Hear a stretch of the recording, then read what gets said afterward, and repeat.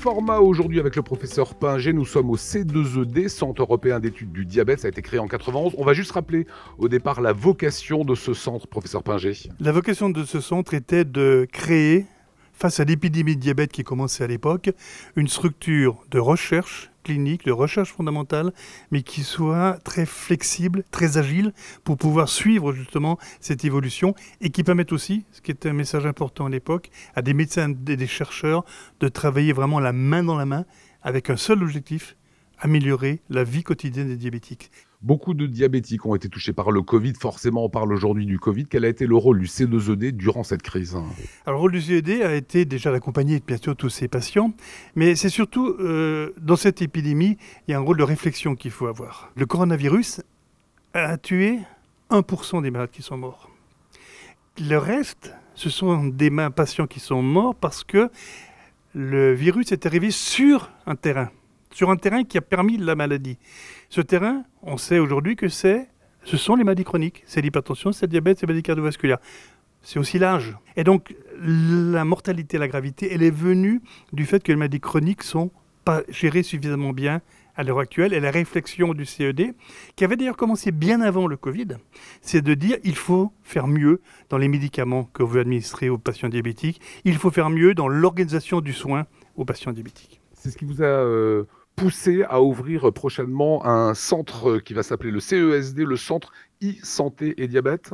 Absolument, c'est l'aboutissement de ce qu'on veut faire.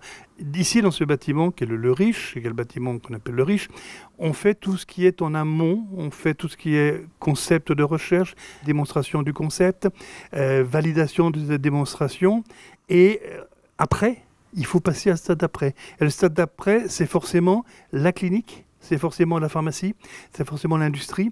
Et ce passage-là, on est en train de le faire dans un deuxième bâtiment qui est le Racine, où on a ce centre e-santé et diabète qui sera là pour les médecins, pour les patients, pour tous les professionnels de santé.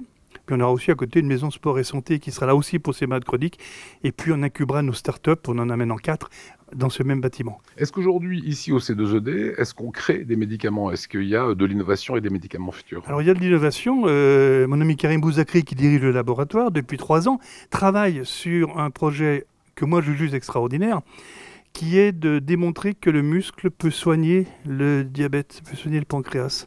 C'est-à-dire que le muscle est capable aujourd'hui d'envoyer des hormones, du matériel génétique même, vers d'autres organes, dont le pancréas, et qu'il est capable, par ces médiateurs-là, hormones, matériel génétique, peut-être de protéger les îlots de Langerhans, ceux qui sont détruits dans le diabète. Qu'est-ce qu'on appelle îlot? Îlot, c'est un groupe de cellules, où il y a des cellules, essentiellement des cellules qui font de l'insuline, mais aussi qui font d'autres hormones et qui travaillent ensemble. Et donc ce îlot NOV sur lequel vous travaillez apportera quoi? L'innovation sur l'îlot. On a une myokine, on a déjà une première protéine, la myokine on l'appelle X, parce qu'on ne veut pas la dévoiler à la concurrence.